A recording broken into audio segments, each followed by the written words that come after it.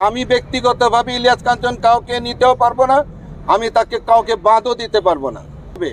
আমাদের কমিটি যারা আছে তারা সকলে মিলে ডিসিশন দেবে, এককভাবে আমি বিশ্বাস করি না।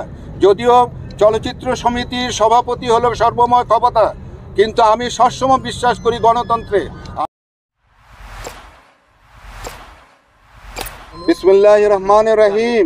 বিসমিল্লাহির রহমানির রহিম। আমি অঞ্জনা সুলতানা বাংলাদেশ চলচ্চিত্র শিল্পী সমিতির কার্যকরী সদস্য নির্বাচিত হইয়া সশ্রদ্ধ চিত্তে শপথ করিতেছি যে আমি যে কর্তব্যভার গ্রহণ করিতে যাইতেছি তাহা সমিতির বিধান অনুযায়ী ও বিশ্বস্ততার সহিত পালন করিব। আমি বাংলাদেশ চলচ্চিত্র শিল্পী সমিতির গঠনতন্ত্রের প্রতি বিশ্বাস ও আনুগত্য পোষণ করিব এবং চলচ্চিত্র শিল্পী ও চলচ্চিত্র শিল্পের স্বার্থ রক্ষায় আমার কর্তব্য পালনকে ব্যক্তিগত স্বার্থের দ্বারা প্রভাবিত হইতে দিব না। সৃষ্টিকর্তা আমাদের সহায় হন। আপনাদের কি কিছু বলার যদি থাকে তাহলে বলতে পারেন। আমাদের শপথ গ্রহণ শেষ। কারো কি কোনো প্রশ্ন আছে? যদি না থাকে তাহলে আমাদের জন্য দোয়া করবেন।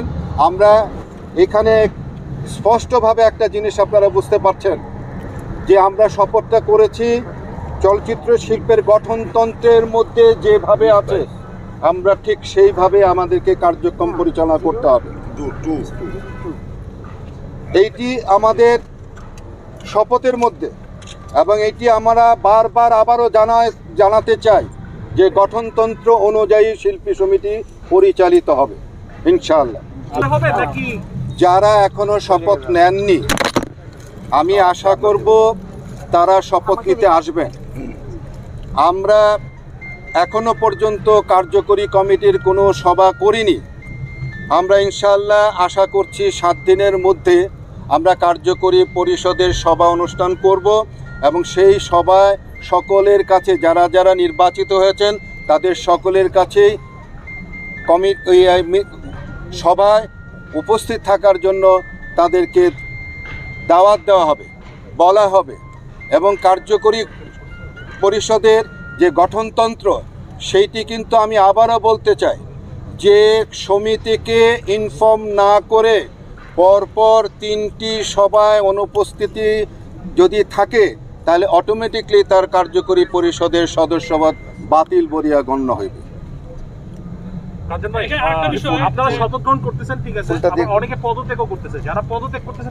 অনেকেই না, মাত্র একজন পদত্যাগ করেছে।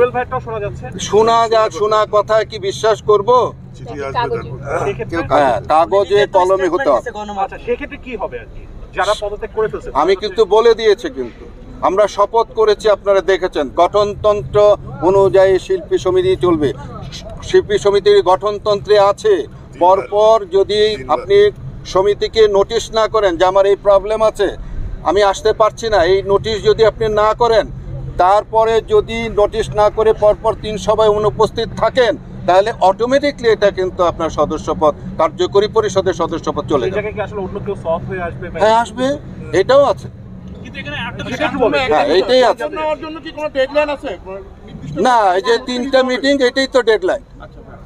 3টা মিটিং মানে কি শপথ না নিলেও সে অংশগ্রহণ করতে পারবে কার্যকরী কমিটি মিটিংয়ে? যেদিন আমরা মিটিং এর জন্য কল করব সেদিনই তাদের শপথ গ্রহণ করিয়ে নেব।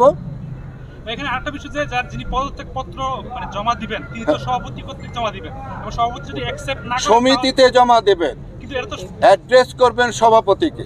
উনি যদি অ্যাকসেপ্ট না করেন তাহলে কি উনি সদস্য গণ্য বলে মনে হবে? বুঝলাম না আপনার প্রশ্নটা। আপনি যদি অ্যাকসেপ্ট না করেন তাহলে তো তিনি পদত্যাগ মানে করেছেন বলে মনে হবে, এটা আমরা শুনেছি, মানে হ্যাঁ। গ্রহণ করতে হবে। হ্যাঁ। তো সেক্ষেত্রে রুজিনা আপাকে আমরা কি পদত্যাগ করেছেন বলে মনে করতে পারি? এই যে মিটিংটা তো হয় নাই, গঠনতন্ত্রের অনুযায়ী আমি ব্যক্তিগতভাবে ইলিয়াস কাঞ্চন কাউকে নিতেও পারবো না, আমি তাকে কাউকে বাদও দিতে পারবো না। উনি পদত্যাগ করেছেন, চিঠি দিয়েছেন, আমাদের মিটিং যখন হবে সেটা নিয়ে আলোচনা হবে। আমাদের কমিটি যারা আছে তারা সকলে মিলে ডিসিশন দেবে। এককভাবে আমি বিশ্বাস করি না, যদিও চলচ্চিত্র সমিতির সভাপতি হলো সর্বময় ক্ষমতা, কিন্তু আমি সবসময় বিশ্বাস করি গণতন্ত্রে। আমার সঙ্গে যারা আছেন প্রত্যেকের মতামত নিয়ে আমি আমার সমিতি আমি পরিচালনা করব।